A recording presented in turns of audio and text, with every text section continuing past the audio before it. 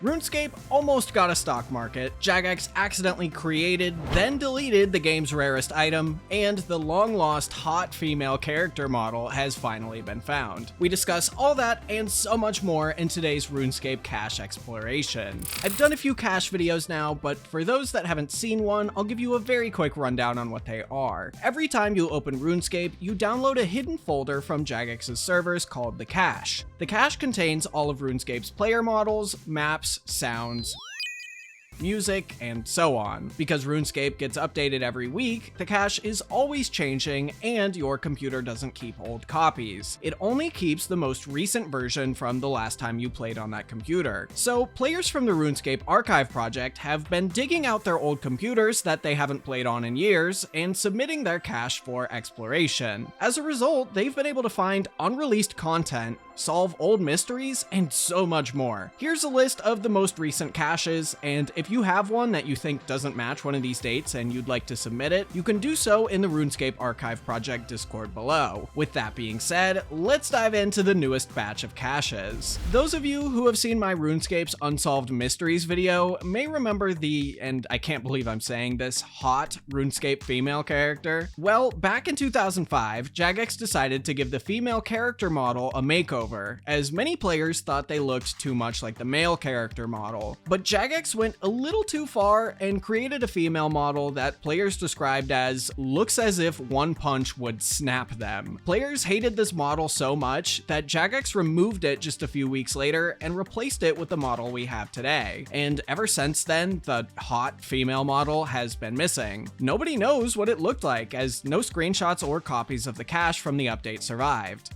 Until now. So the character on the left is the more male-looking model from 2004, and the one on the right is the model RuneScape uses today. And in the middle is the one everyone hated. Now, after seeing it, I kinda get why. The model is thinner than a tree branch just about everywhere but the backside and chest. Jagex didn't just give this model a makeover, they sent her to Kim Kardashian's plastic surgeon. To make things worse, around the time this model went out, Jagex was also internally considering a rework of the game's armors. One artist decided to take a few artistic liberties and redesigned female rune plate legs to look like this. It's unlikely this design would have ever seen the light of day, as the art team still had to review all the redesigns and approve one, but Mod Ash uploaded the screenshot to the game's website by mistake, and that's how we have it. Now, whenever Jagex makes a mistake these days, at least one that happens in the game, the solution is almost always a rollback. Big or small, if players get an advantage because of a glitch, Jagex rolls the game back to before the glitch happened. But that wasn't always the case. In 2005, pretty soon after the female character model changes, Jagex added Runecrafting Tiaras to the game, wearable items that allow you to enter runecrafting altars assuming you had the correct one on. For example, you need to be wearing a water tiara to enter the water altar, or prior to this update, have a water talisman in your inventory. Tiaras were created so players could sacrifice their fashion a little bit and wear this cool little hat to get into altars. Most of these talismans and tiaras could be traded between players, but Jagex chose to lock one behind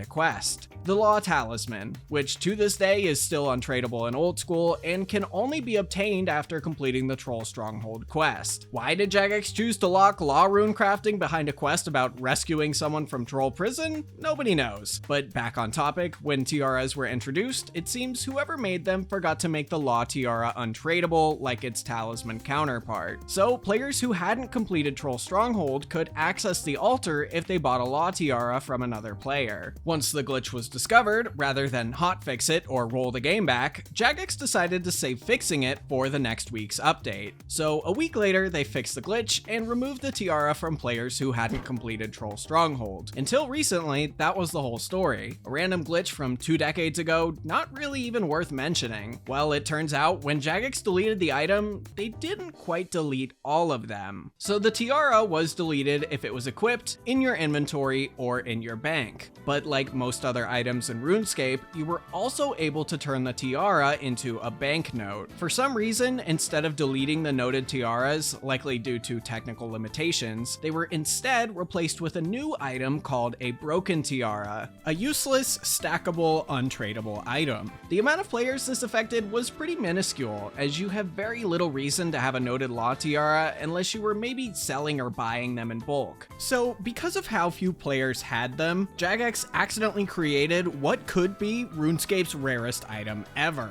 Determining the absolute rarest item is hard, especially without having exact data, but I'd argue it's the rarest, or at least it was at the time, because until this cache discovery, it was believed to have never been released into the game at all. I figure most players who had one just thought it was a piece of junk they somehow collected and got rid of it without even a second thought. This could be why, as far as we're aware, nobody ever posted about the item on any RuneScape related forums. In fact, while researching, I didn't find a single mention of the broken tiara on the entire internet besides its page on the wiki. Now, in 2008, when Jagex made law talismans and tiaras tradable and removed that stupid troll stronghold requirement from what is now RuneScape 3, it's believed they were all deleted from the game, as you could turn the law tiara into banknotes again. It's not clear if it still exists in RuneScape 3's cache, but it was deleted from old schools and had its name and examine text replaced with null in 2014. Speaking of null items, smooth transition I know, for just a few months in October of 2005, a new item was added to the game called the Null Amulet, with an examine text reading, "A gift from Lord Null." Who is Lord Null and why is he giving the player an amulet?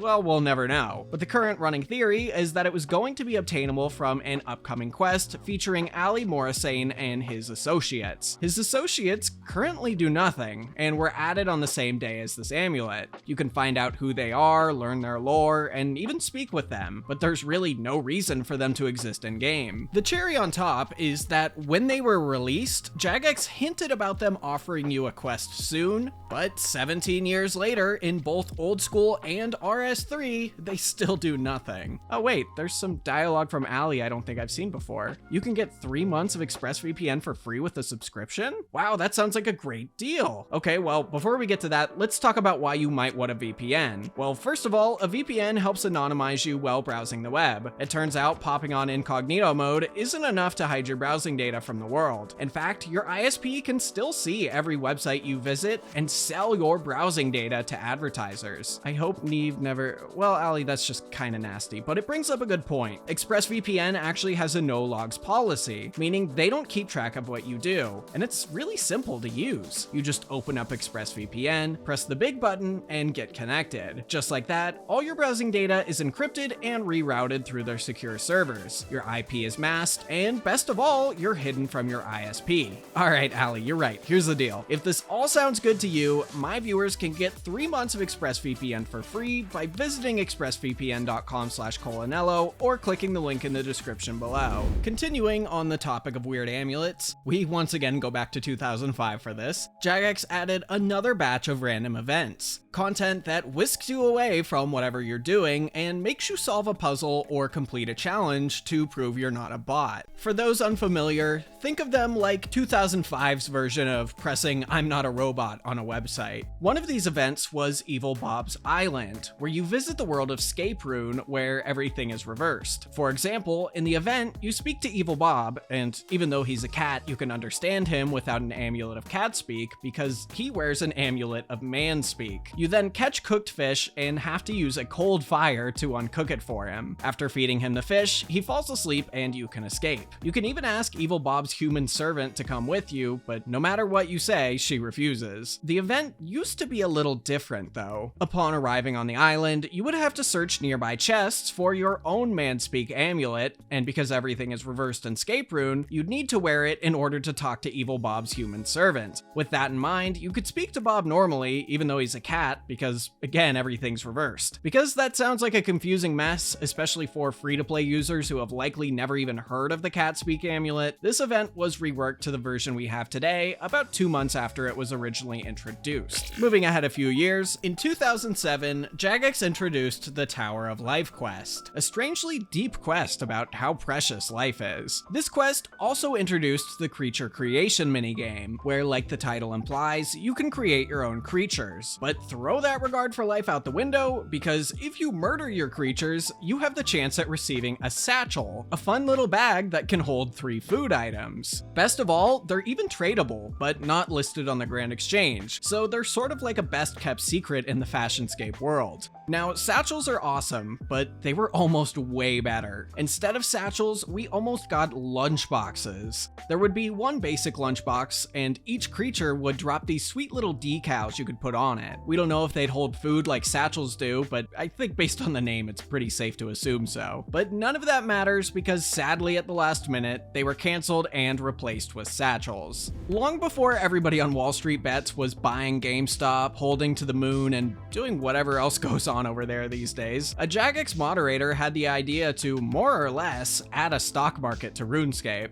Mod Vincent dreamed up the idea of a minigame in Keldagrim's Trade Octagon where players could speculate on the price of items. Mod Vincent was unfortunately never able to get the minigame to work and actually resigned from Jagex altogether soon after, poor guy, but bits and pieces of it managed to leak their way into the game world. In late 2005, a minigame icon was added to the Trade Octagon with no explanation from Jagex. All of the minigame specifics I talked about just a second ago weren't public yet, and wouldn't be until around 15 years later. So back in 2005, when asked about why the icon was placed there, a JMod said that there was a minigame planned for the area, but it was very low priority. The icon was then removed a few weeks later. Now, believe it or not, if you play with music on, you've likely heard the song created for this minigame every day, with a few slight changes. It's the Trade Parade, also known as the song played at the Grand Exchange. I'll play a clip of the version we have today first.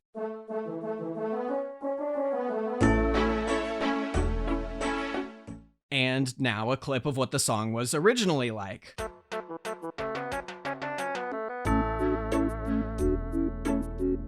That's pretty cool, huh?